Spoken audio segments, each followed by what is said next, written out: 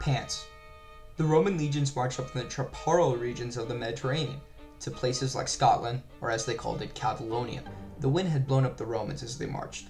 They would abandon their cultural preferences and adopt the barbarian pants. Some writings exist from the period of soldiers writing to their mothers back home to send them pants as they were freezing on Hadrian's Wall. For a time in Roman history, it was not chic to wear pants. In one case, the famous Cicero pointed out pants to be a sign of a barbarian way of life, and not comparable to the toga. Although there was a movement around the time of Caesar, in a sort of youthful rebellion, to adopt the pants, and some facial hair as well. Pants were sometimes banned when the Romans were trying to keep their identity. But pants won in ancient Rome. In 20th century France, it would be another story.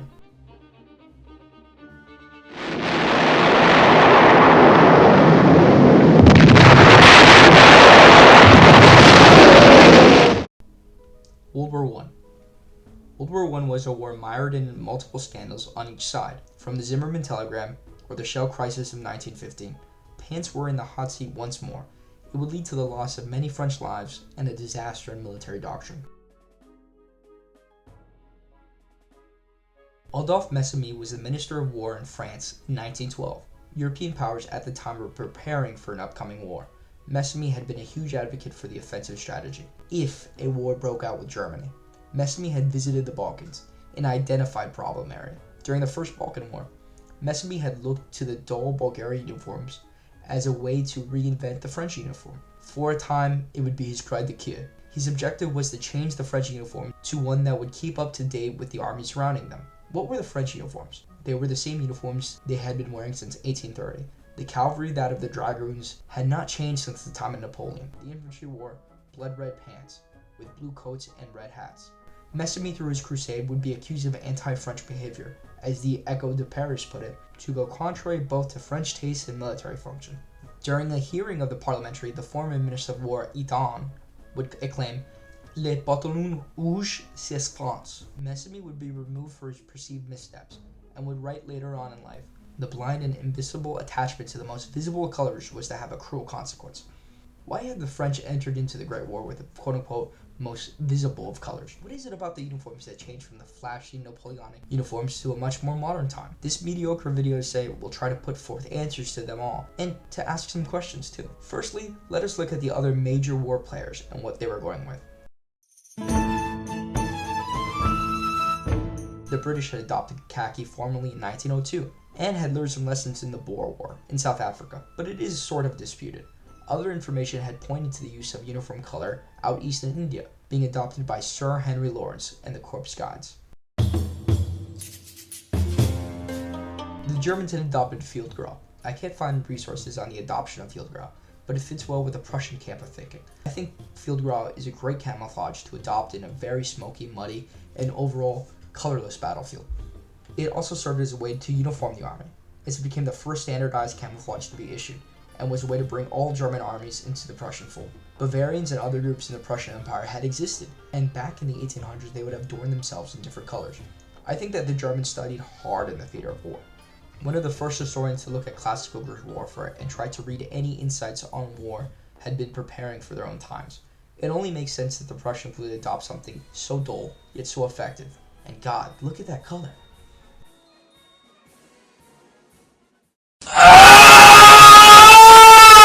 Russians.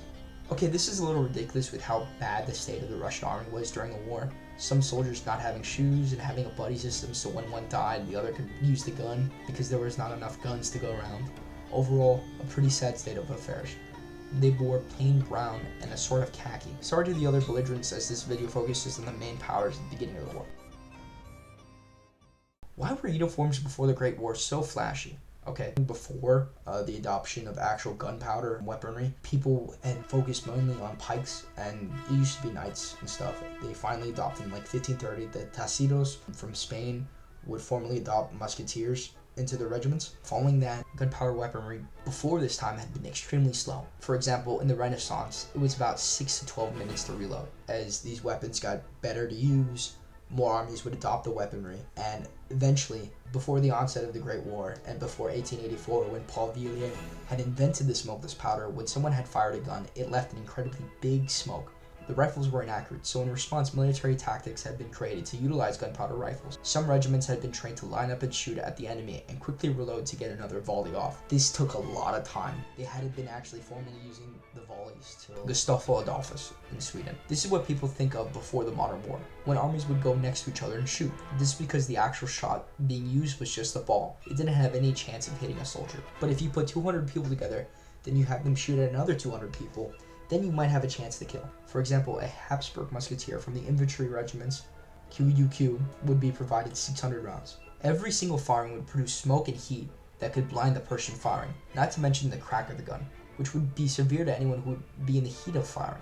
Temporary blindness and being covered in smoke were normal for these armies. Gunpowder battles were often fought on who would rout first, and to prevent that and increase coordination within the ranks, uniforms were adopted. With bright colors of each army's uniform, you were quick to identify which was foe and which was friendly. A visual indicator is a great indicator for numbskulls to follow the mass of red or yellow, although this would still not prevent friendly fire incidents to occur, but often it would happen if the uniform's head closely resembled that of the enemy.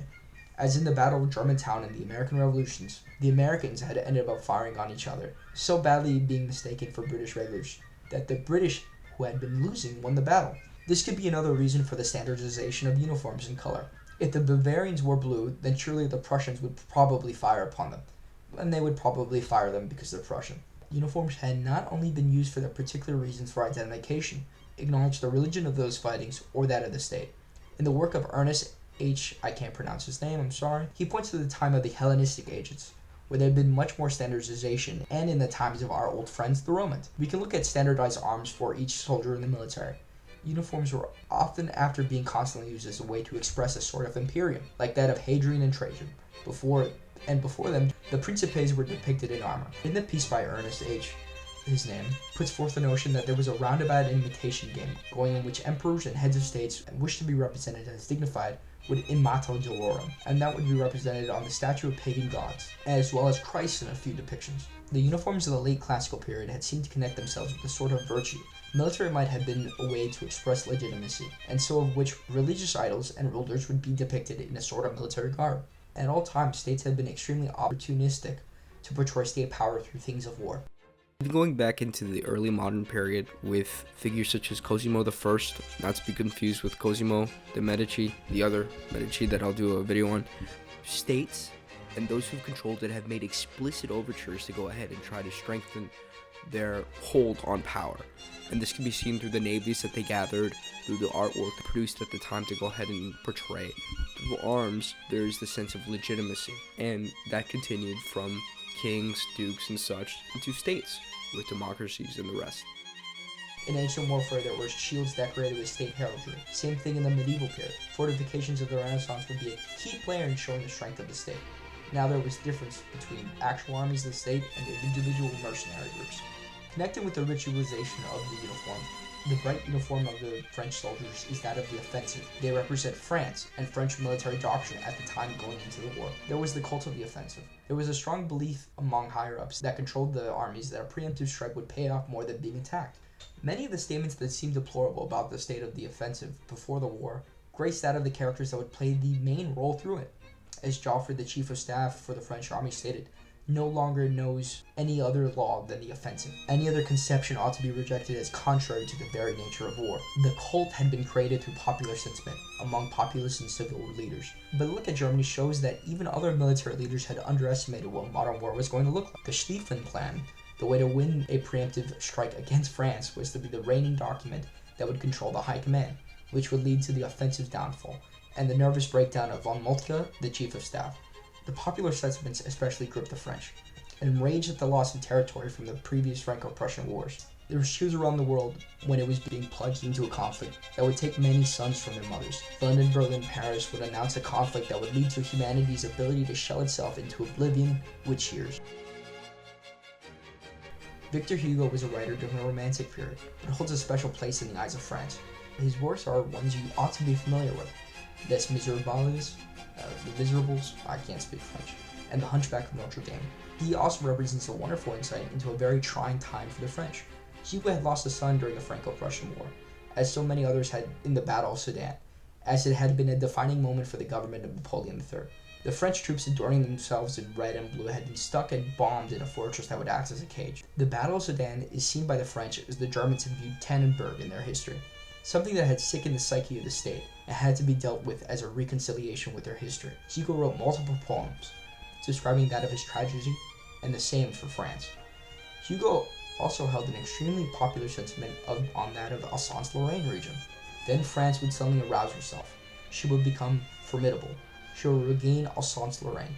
Is it enough? No, no. She will capture, listen, Treves, Mainz, Cologne, Koblenz, and ye shall hear France cry.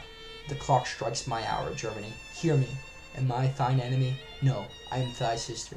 I have taken all from thee. I will return all to thee upon one condition, that we shall no longer be a divided people, that we shall be one united family, one republic.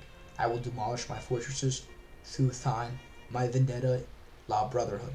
No more frontier. The Ithine, mine, und thine. We shall be the liberty of Europe. Let us clasp hands, for woe have rendered each a reciprocated service. Thou hast freed me from my emperor, I will free thee from thine. The first move for mobilization for France would be to invade the Alsace-Lorraine region. Returning to the cult, the French had adopted many military doctrines that played into their belief in the offensive. One is attaque en outrance, attack to excess. As a response to the use of popular adoption of the machine gun, the belief held that the most courageous and most morale, think of that the use of the French uniform, would be able to win. Every single attack would be a human wave. That's a perceived notion on how to win a battle against machine guns. Another famous instance of the cult of the offensive that a lot of the French higher-ups had talked about till about the middle of the war was élan. It was the main belief of morale and being able to overcome the obstacles set by France's enemies through sheer will.